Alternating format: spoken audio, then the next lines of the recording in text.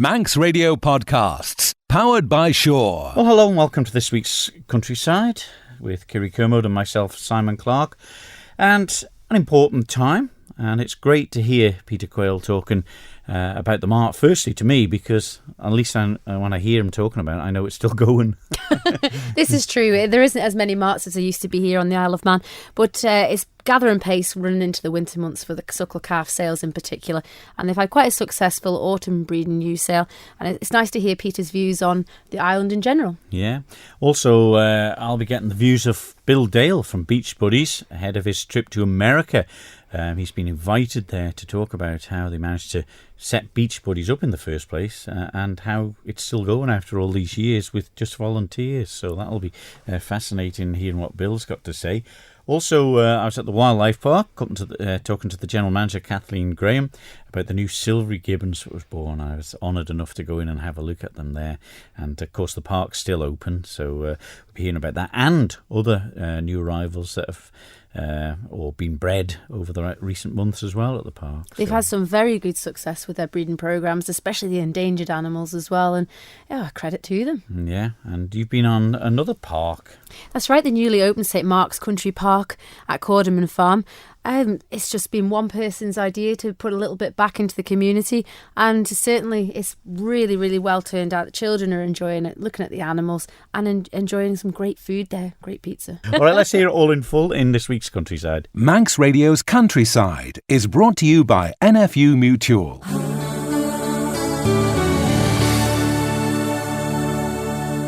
First, on this week's Countryside, I went along to the Curragh Wildlife Park. They've had a pretty good season so far with newly bred animals and additions to the park.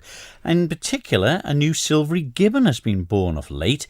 And I went along and spoke to General Manager Kathleen Graham to find out how the gibbon was doing. We're super excited because the gibbons have only been here for just over a year. Nakula and Slamet are silvery gibbons. They're endangered. There's very few of them in the European zoos, so we're the 9th zoo in all of the Iaza region to get this species in the first what's classified as small collection. So it's been quite prestigious really for us to get these gibbons here in the Isle of Man. And I think for them to have started their family within just over a year of arriving here has been great. And it's just wonderful watching them and seeing the baby cling on and seeing how Slamet is so attentive to baby's needs. And we're just really looking forward to seeing baby grow up. Is that down to the gibbons feeling comfortable in their environment since their move here to the Wildlife Park in the Isle of Man? Yeah, I think so. I mean, certainly they can be disturbed by a lot of noise. There's a number of reasons why we're an excellent place really to have the silvery gibbons. One, we've got this very natural enclosure for them. They've got the use of the whole island. They've got natural trees, some ropes and platforms there, but a lot of natural habitat. And that island with the lake round about is quite quiet, quite peaceful. There's nobody too close to them. They've also got the beautiful views of the hills here as well. It feels good, it's a nice environment for them to be. When I think about the sort of threats that they face in Java, the destruction of their habitat, being stolen for the pet trade, burning down of their forests for palm oil and things like that, you actually realise how lucky they are here to have such a safe environment where they can raise a family. And I suppose it's a bit like us, I've got a little one as well, and you really do appreciate that about the Isle of Man, that it's a safe place to raise a family. And I think that's what Slamet and Nakula have got here, and they've realised it, and they're dead relaxed, and just it's great to see them start their family. How often can they have babies? I mean, is the hope that they can breed more? Yeah, it's about every 3 years they should have a youngster. So that can come down a bit in captivity. The gap can be a bit smaller, even 2.5 years, just because resources are a bit easier in captivity. Dinner's laid on for you every day, so you don't have to scavenge for what you can find. So about every 2.5 to 3 years they should have a youngster. Now they leave home, if you want to call it, at age of about 8 to 10 years old. So they stay with their parents that long, though? Yeah, it's very much like us. They're kind of like a family unit. They're a close family unit. There's mum, dad, and usually up to 3 kids, if you like, at varying ages. When they get between the age 8 and 9, it's time for them to leave home. In the Forest of Java, I guess they would go off and find a female to pair with if they're lucky. Here, the stud bookkeeper will decide who they pair with and they'll go off to another collection. So gibbons live to about the age of 35. They leave home between 8 and 10. So I guess it's a bit like thinking half of our age, and again, our kids would leave home at the age of, say, about 20, we hope anyway. So if you think in terms of about half the age, they live to about 35 and they leave home by the time they're 10. It's been a good year then. A few months back you had more new arrivals, didn't you? Yeah, we've had a baby meerkat. Baby meerkat is coming up 6 weeks old as well, actually. He was hidden, I say he actually, we're not too sure if it's a he or a she, I haven't checked yet, but is out of the nest. So they kind of stay down in the nest for about 3 weeks. You don't really see them. So baby's popped out and growing rapidly. You will have to come quite soon if you want to see the baby meerkat, because he's already almost half the size of the adult meerkat, whereas our baby gibbon will stay very much a baby for at least another year. And of course there's the baby lemur as well. That's getting on well. Baby lemur's now leaping about independently. And otter pups are occasionally seen. They're just on the verge now of coming out themselves. So yeah, we've got quite a lot of young at the moment, and it's just really nice to see. Getting colder and darker at the nights. How long have you got on the park for the public? We're still open 7 days a week up until, well, I would say the end of October, but actually till the end of the half term, which is well into November. So we're open every day still from 10 till 5 p.m. in the month of October. At the end of the half-term holiday, we go to closing Monday, Tuesday, Wednesday, Thursday, but we're still open Friday, Saturday, Sunday. And then we open again at the Christmas holidays. We open again at the February half-term, and we're looking at whether we stay open from February half-term 7 days a week, but that's yet undecided. But over 300 days a year, we're still here. So yeah, we've still got another month of being open every single day, so it's plenty of opportunity to come and see all the new arrivals. The General Manager of the Curragh Wildlife Park, Kathleen Graham, telling me about the new addition there, the silvery gibbon, and what a unique experience it was going into that cage to have a look at it. The mother and the father all holding it there and keeping it safe. So, they've really done well. And when you think that how rare they are in the world, and they've had it a year and it's produced a baby. It's great. They've had some really, really great success at the Curragh Wildlife Park, and obviously what they're doing is working, and what wonderful news. And he's absolutely gorgeous, isn't he? Yeah, and you've still got plenty of time there with Kathleen and the dates to go and see the new arrivals in the park. Talking about parks, maybe not quite wild just yet. It's a new one that's not long opened. That's right. The newly opened park at St Mark's at Corderman Farm has a rare variety of sheep and cattle in particular, but they've just opened a new fur and feather barn and children's play area. I spoke to some of the people in charge, Alison Reeves and Claire Skillen, to find out what's going on. Well, it started way back in the 60s when the late 13th Earl of North Esk bought Corderman Farms. And he was there breeding animals at the time, breeding cattle. During the 70s, there was a depression. His business wasn't doing so well, so he turned to conservation, and he built lots and lots of woodlands around here that you can see, which basically started off the different sections that we've got now at the park. The present owner used to work for the late Earl, and when the opportunity came up for him to buy the place, he snapped it up. It's been his vision ever since to open it up to the public for people to come and enjoy the countryside the way it is. A lot of development has been done. You've obviously made small paddocks with rare breed animals. Yeah, we've got several rare breed sheep. We've got Racker sheep, which have got nice curly horns. They're beautiful. We have Wessants, which are the smallest sheep that there are in Europe. They're from France. We've got Herdwicks. We have Jacob sheep, Soay sheep. We have a flock of Portlands coming on Tuesday, which have been sourced from the island. Scottish Blackface, Texels, and obviously the Locktons. And you also keep the cattle as well, a lot of traditional British breeds that we don't see around many of the farms these days either. Yes, we do. We've got Shorthorn cattle, we have Highland cattle, we have the Aberdeen Angus cattle.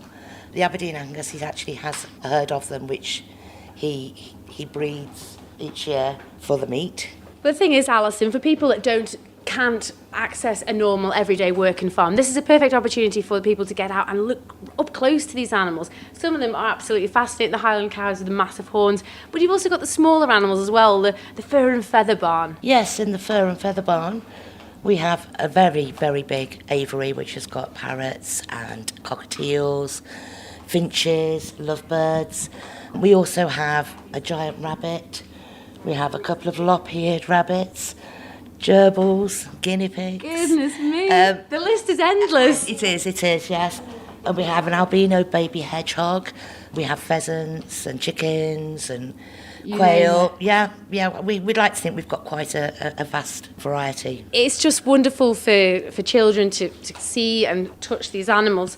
But also, Claire, you're in charge of looking after the children and obviously the visits from schools. This is something you're really keen on bringing on board. Definitely. We want to see kids out in the environment. They live on an island that's full of nature, and we want to see children experiencing that in a safe environment. You've got a wonderful indoor play area as well. You know, there's lots of interaction, not only with the animals, but there's soft toys, there's colouring, and the chalkboard room. That is just a wonderful idea. Yeah, we thought the chalk room, they can go up and freely express themselves on the walls. As I say, safe environment, it's all self-contained so the parents can sit down and relax while the children play freely. One of your favourite parts, you were saying earlier, Claire, was the lakes. Yes, I absolutely love down by the lakes. We have returning swans that come back every year. They have cygnets every year. We've seen a heron down there, several ducks. There's also live fish in the ponds. It's beautiful, beautiful place. And in the near future, I believe you have accommodation available. We've got 3 crofts that have been measured out and based on the ones down at Cregnish. They've got proper thatched roofs on them. We've done them out all really oldie-worldy, so people get to experience what it was like to live back in the day. So there's no Wi-Fi? No, absolutely not, but we do have a welcome centre that people will be able to charge their phones and things like that. But sometimes it is just nice to escape from the norm, the hustle and bustle, the bright lights. It is a proper retreat. It is. You come up here and there's no street lights, there's no light pollution whatsoever. You can come up here, let your worries pass you by, really. So it's only early days, but a lot more development ideas in the pipeline? Definitely. We have 250 acres up here, so we can easily expand, which we'd like to do, but we're going to do it proper. We're going to take our time over it. Yeah, we look forward to the future. We have had some new arrivals just lately, though, as well. Yes, we've had Pablo and Oscar, our 2 donkeys, and they are loving meeting new people. Aww. And can you ride on them yet? Not just yet, but I am working on it within the next few months. So look to the future, who knows? There is something for absolutely everybody here, Alison. There is, yeah, there is. We'd like to think that we've catered for everybody. If you don't want to have to do a lot of walking, then everything is self-contained. If you are quite active and fancy a nice long stroll, then the walks are endless. You can walk for miles around here. That was Alison Reeves and Claire Skillen from St Mark's Country Park. It sounds an exciting place to be, and lots of enthusiastic people, that are there, helping with it. It's really lovely. It's well laid out, and the animals are so happy in their paddocks, and it's so great you can get right up close to seeing them, and some so rare and endangered, so it's nice to have them on the Isle of Man. A bit of fur and feather there too. Oh, the little lovebirds. They're just adorable, all the noise and tweetling away in the barn. It was a great environment for kids to just get outside. Yeah.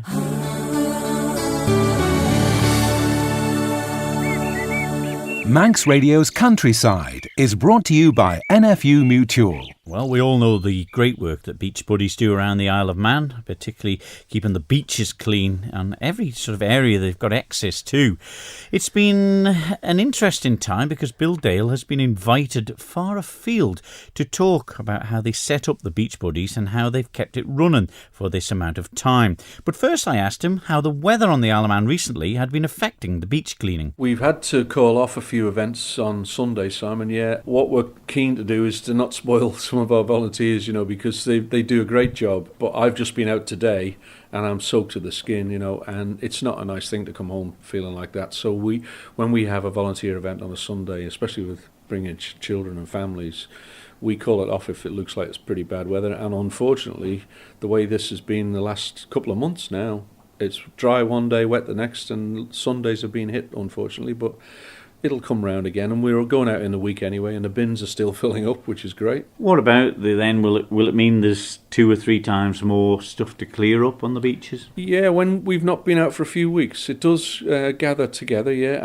And if we have storms like we did just after the Festival of Motorcycling, that brings a lot, because all the lightweight stuff which is floating on the ocean ends up on the beaches. It gathers quicker. So there's a fair bit to clean up, but we went to Langness and had a wonderful turnout 2 weeks ago. There was over 70 people there. 70? 70. Yeah. I've never seen the car park so full.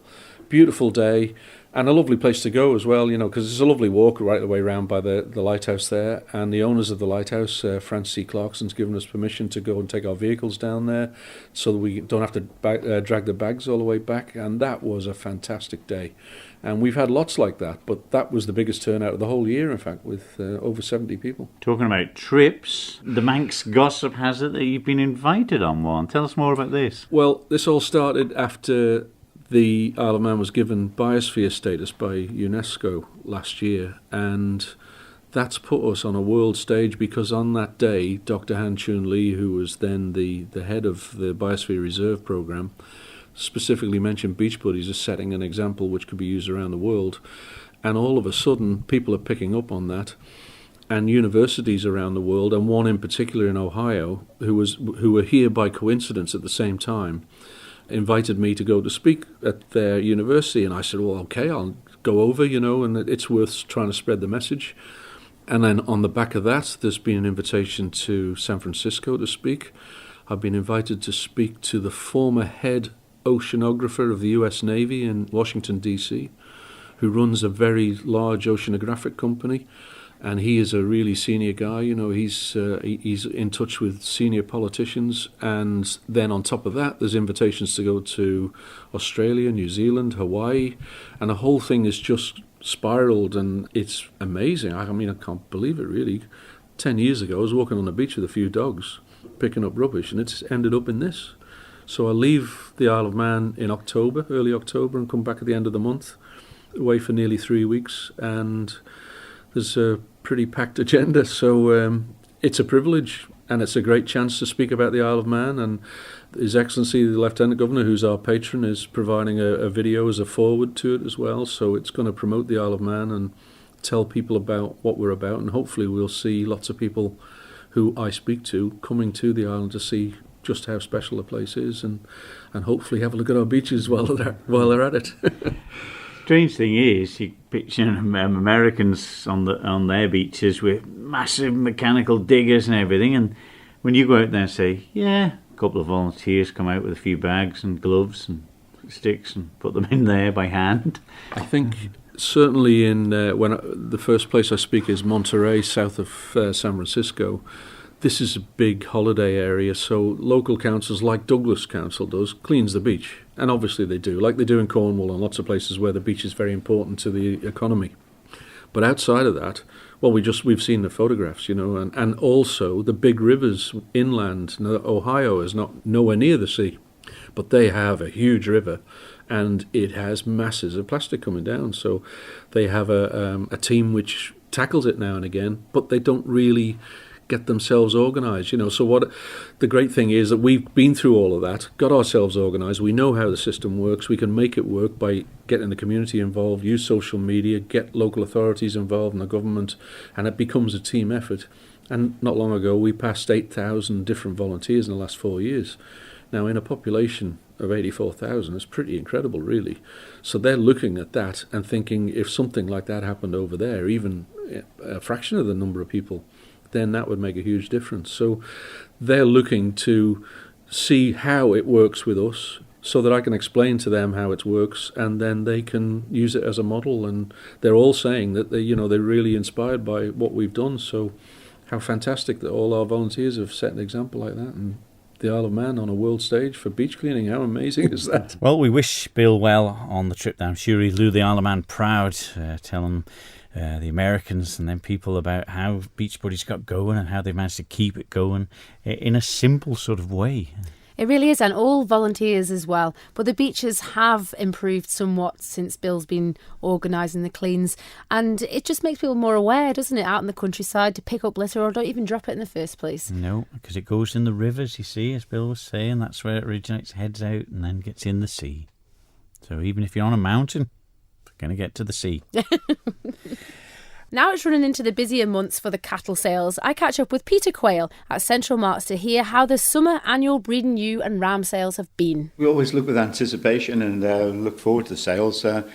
We kicked off with Crea's sale at Balaglani, some great sheep there and some good prices, and Tup sold well. Then we've had a later sale at the Mart with rams and ewes. That went fairly well. I think it was just a very, very busy day. People seem to all want to sell on the same day, so it just made it very difficult for our staff to manoeuvre everything.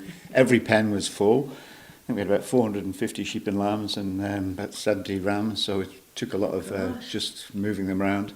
But nearly all found homes, and there were some good prices, especially for the nice mule ewe lambs. Will people try and buy the same type of sheep year on year normally? We did try to get some consistency in the flocks. I think the Texel has certainly taken over as the predominant. There wasn't so many Suffolks at the sale, so the Texel is definitely and the Charolais are up and coming as well, but they're the ones that produce the best lambs, and we're always trying to improve and produce the best lamb and the best meat for the Manx market. The lamb prices stayed fairly steady this year, so that'll put a little bit more confidence in the Manx farmers maybe. Well, it had up till then, which was the middle of September, but prices have tumbled a bit since. But the lamb prices were a bit better, and they did stay up longer. We appreciated that from the meat plant, but it's still a considerable piece behind the UK prices, which is our competitor and yardstick. And I suppose it's making farmers really concentrate on their business. It's a smaller window to put these lambs into. It's a small bracket, and you lose massively if you're outside of this bracket. People don't understand that they have to be in a certain spec, certain weight, certain fat conformation. And if they're not, we do get hammered. But this week we saw the store cattle, the first of the summer greys store cattle being sold too. The standard of cattle were very high, I believe. There were some grey cattle, good shaped, and it's been a good grass year. Stock coming off the fields ready for winter, and some of them are looking really well. So some of those were all very close to finish. And will many of these farmers finish these cattle locally, or will they be exported? Unfortunately, quite a few of them will be exported. The price away is considerably higher over here. Even allowing for quite a high cost to get them away, they are needed and wanted away. We're hoping that our meat plant is in the process of being sorted out, and that we were promised at the countryside care time, before we went on that track, that we would be given similar killing charges and similar prices to our UK competitors, but we've been a mile behind. But we've got Jeffrey Boot and Tim Baker. He came along to the Mart 2-3 weeks ago, and he had a good chat with quite a few people. He seems very honest and open and positive, and I think we've got somebody that we can work with and that will find a resolution for the meat plant. Oh, it is a difficult time, but we've got the suckler calf sales to look forward to in the forthcoming months. We start towards the end of October. I think the 25th is, we know already we've got quite a lot in on that day, and then there's lots of good ones again on the 2nd. Hopefully there will be some other cattle on the run up to then. The suckle calves is always an exciting time. It's the harvest for the people who kept suckler cows all year. They have one calf and it's weaned at the end of the summer, and it's great to see those cattle come through. Can be a bit noisy, but and those calves then are put in sheds and kept through the winter and finished maybe the next summer through the grass or even a bit later on. There's an awful lot of work to it, but farmers they've got to keep going, and sometimes you wonder why you do it, but they just keep going and they make a good job of it, and the stock that's coming through improves year on year.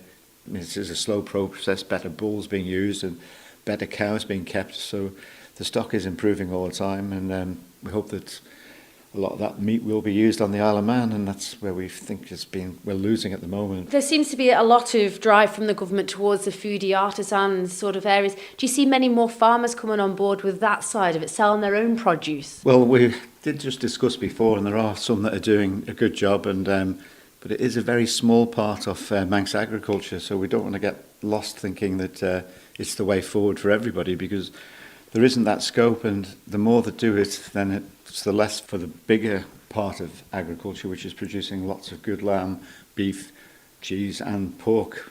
So I can't see there being too much scope for many more in it. It's like these farmers' markets and so on. It's like an acquired taste, and you've got to really want to be out and meet the people. But it's not a big seller of our Manx product. It's the bigger picture we've got to look at, isn't it? It is. And we need to keep reminding the politicians about that, and just that's where it needs. And this meat plant, which has been a problem for the last, especially the last 20 years since the new meat plant was built, but even before that, looking back on records and people worried about it then, they just got to sort it. And I think it's partly an employment subsidy, because there's 35 people employed at the meat plant, which, I mean, they need to know what's happening too, because it's a bit unrestful not knowing what's happening. And then there's so many other ancillary workers that are involved in the meat trade. So there are an awful lot of knock-on effect, and even the merchants and the hauliers and everybody, and the mart, everybody gets a share of the animals that are kept on the island. Has it been a good year for crops this year? Will there be plenty of fodder around for the winter months? Rain nearly every other day has certainly helped the grass situation. The barley situation and the straw might be a bit tighter. There is still some, we're the 29th today, and there's already still some acres of barley to finish off, so they'll be anxious to get them hopefully the next day or so.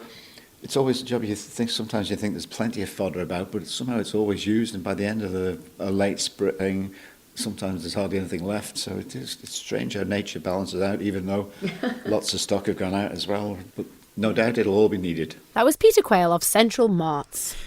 Good to hear.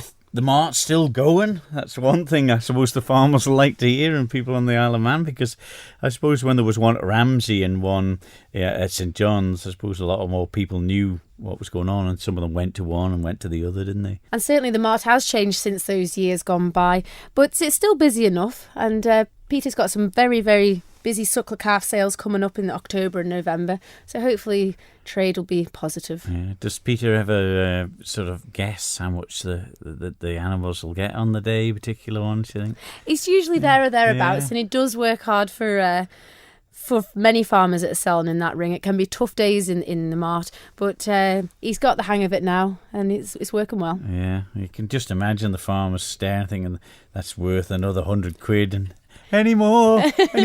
He does. He certainly does try for the sellers. Yeah, good.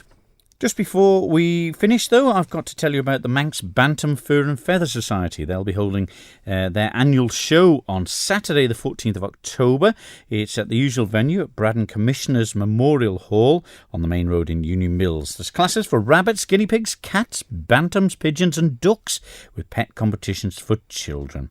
So that's the Manx Bantam Fur and Feather Society show, Saturday, the 14th of October. 10 o'clock it starts. Manx Radio's Countryside is brought to you by NFU Mutual. Well, I must admit I enjoyed this week's Countryside myself, because a great bit of variety, and it just goes to show what people are willing to achieve here on the Isle of Man, just to put a little bit back, hasn't it? Oh, this is it. With the volunteers, with the beach buddies, with the country park being open for other people to enjoy. It's just brilliant. There's so much to do on the island. Just get out and do it, isn't it? Yeah, and get to the wildlife park, the new silvery gibbon. They've only breed, as Kathleen was saying, probably every 2.5 to 3 years. And we've had that silvery gibbon, then pair on the Isle of Man a year. Oh, they've already had a baby. Wonderful news. And baby boy, I think it was. And very, very rare too, aren't they? Yeah, Finlow. Oh.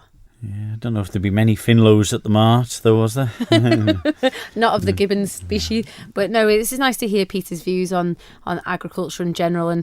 And it's hard to see a way forward sometimes, but to remain positive is the outcome of everything. It is. And I'll be positive that we'll be back next week with more Countryside. So from me, Simon Clark. And me, Kiri Kermode. We'll see you then. Bye-bye. Bye-bye. Don't sit in the slow lane. Join the fast lane right now with Shaw's all-new Superfast Plus broadband. Enjoy more bandwidth, amazing speeds and the best value on the island from just £23.95 per month.